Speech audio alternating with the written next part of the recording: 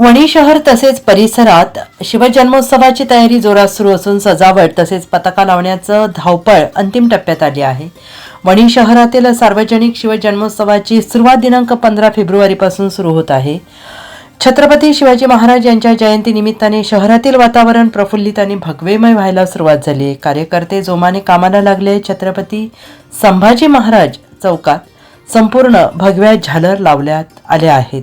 वणीमध्ये शिवजयंती सण स्वराज्याचा म्हणून साजरा केला जाणार आहे आणि याची सुरुवात 15 फेब्रुवारी 2025 रोजी सायंकाळी 7 वाजता प्रख्यात युवा शिवशाहीर चंद्रकांत माने, ऋतिजा माने आणि सहकारी यांच्या महाराष्ट्राचा शाहिरी बाणा या कार्यक्रमाने होणार आहे. तसेच 16 फेब्रुवारी रोजी सायंकाळी 4 ते 9 वाजण्याच्या दरम्यान रांगोळी स्पर्धा, लहान मुलांचे खेळ, पाकस्पर्धा घेण्यात येणार आहेत.